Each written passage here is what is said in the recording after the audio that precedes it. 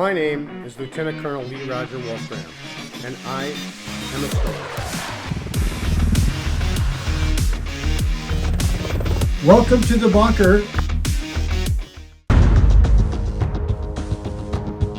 Hey everyone, welcome back to the Colonel Channel. I am your self-proclaimed commander, Lieutenant Colonel Lee Roger Wolfgram, coming to you with a reaction to Judge Judy. One of my subscribers asked if I would react to a Judge Judy video.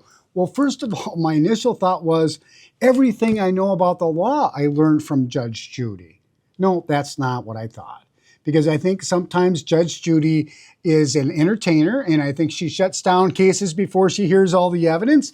And I don't know how she can make a real legal ruling without considering all of the evidence. So that's my take on Judge Judy normally.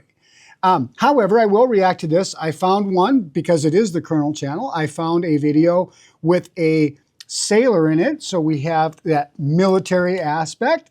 And I'm going to break down just a couple of concepts here during this video and explain to you what would happen in a other court. So with that said, let's just jump in and see what Judge Judy has to say about this one. It has been a very long day, Mr. Lambert. We've waited all day for the plaintiff to arrive. Plaintiff hasn't arrived. All the court business having been concluded, I've decided to hear this case without the plaintiff being here. I'm going to tell you why, sir. Because this looks to me like a ridiculous little lawsuit to begin with. And since the plaintiff chose not to come today, if I dismiss this case, if she has some reason why she's not here, she's just going to haul you into court on another day. Do you understand? And the whole point here is that the plaintiff, you have to go to court or the case is dismissed. The question is whether it's dismissed with prejudice or without prejudice. And so if it's dismissed with prejudice, what that means is you can't bring the suit again. If it's dismissed without prejudice, a person could bring the suit again. So that's the difference, and that's why, even though she doesn't show up here, this is a conciliation court. Basically, Judge Judy is acting as an arbitrator for conciliation court claims. And so really, she's not acting in a real judge. In other words, her judgment here would only be subject to any kind of agreement of the parties to settle their case pursuant to Judge Judy's show. If you were in a real court, I would say this, sailor, you are not subject to any civil action while you're on active duty. And I presume from the fact that you're in your uniform, you may be on active duty. So you could just basically make her wait until you're off active duty under the Soldiers Sailors Relief Act of 1940. It's designed so that service members don't have to worry about civil lawsuits while they should be doing what they need to do on behalf of our country. Understand that, sir? Yes, sir. So, you're not Mr., you are ensign, private, I don't know about the military. What are you? YNSN. YNS? Yeah. So what's your- YNSN. YNSN. So can I call you Mr. Lambert? Sure. Good. Mr. Lambert, it says in these papers, sir, that the plaintiff made a loan to you of $60. Yes, she did. And that you were supposed to repay her within what time frame? A week. Okay, so here's the legal issue. So you can have a contract. All contracts don't need to be in writing. Only specific contracts need to be in writing. So there is an oral contract that can be enforced. And so what you need here is you need offer, acceptance, and you need terms. So what we have here is that she offered to give him a loan. He accepted the loan. Apparently the terms were he was going to pay her back on a certain day. Well, if you don't pay back on that certain day, remember, that is your contract, right? To take a certain amount of money and to pay it back on a certain day, just like if it were a bank. The fact that it's oral doesn't make it unenforceable.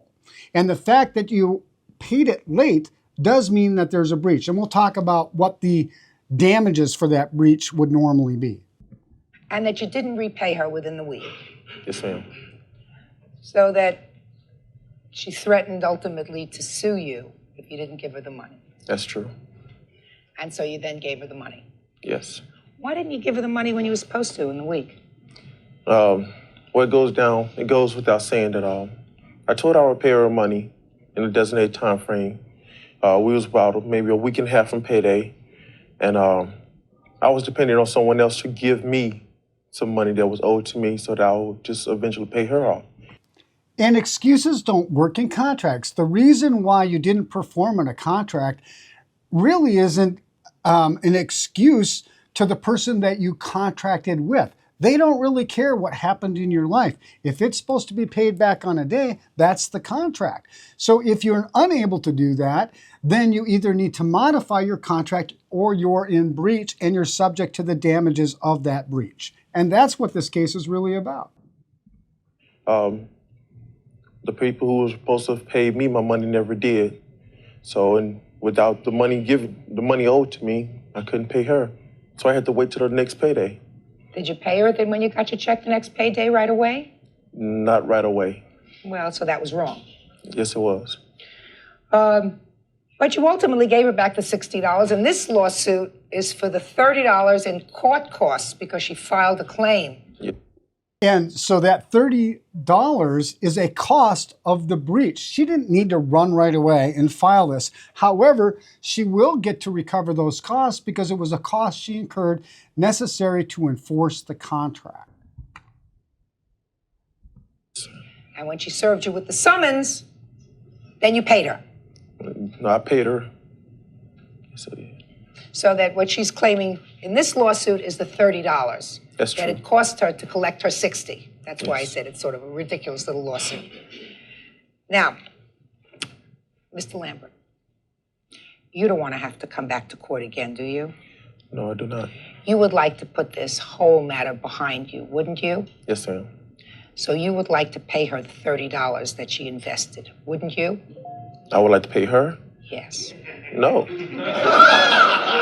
Mr. Lambert, let me put it to you another way. Why should she be out 30 to collect her 60? Well, in this case, I admit my one fault was not. Okay, well, that one fault actually is the breach of contract. She is going to be able to get the $30 back.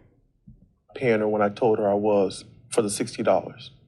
And when I said I didn't pay her on payday, time went by, After I didn't pay her the first time, we were on speaking terms, I wouldn't see her at work because we worked 2 different shifts, or just during the workday I would never see her. So, we got paid, just say the first, we got paid on the first. I didn't pay her until the 9th.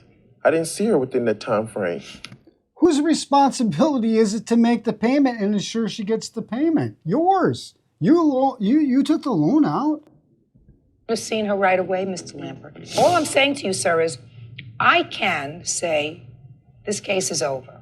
And what I'm telling you is based upon the papers that I read and the fact that this woman is tenacious enough to sue you for the $30, to go and take out another summons for the $30 to get back her 60. Yes. She's going to do it again. And you look like a very nice young man who is an honest and honorable young man. That's true.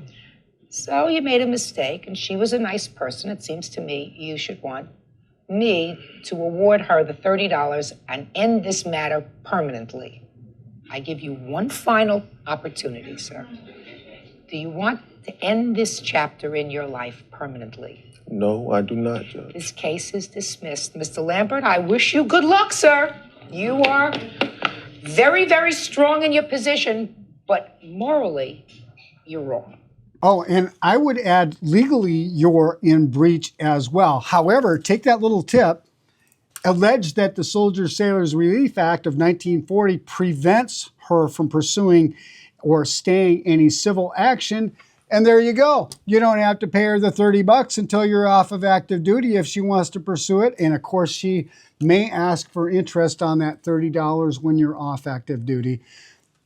I get it. I like your style. You know, now you showed up in court. And, you know, here's the thing. On Judge Judy, I've read, and I don't know for sure, but I've read people get like $5,000 for their appearance. So why she didn't show up? Hey, if you have appeared on the show, you know the real deal. Go ahead, chime in. Let me know. How much do you get for an appearance at Judge Judy? From my research, sometimes they say it's the hotel room and expenses and $500. Other places is $5,000. I think it's $5,000, and any award is taken from that money given to the other side before you're paid. Until the next time, don't breach your contracts because you'll end up on Judge Judy, and Judge Judy is not the most predictable because she certainly doesn't follow the letter of the law. And until the next time, this is Wolf 6 from the Wolfgram Worldwide headquarters, out here.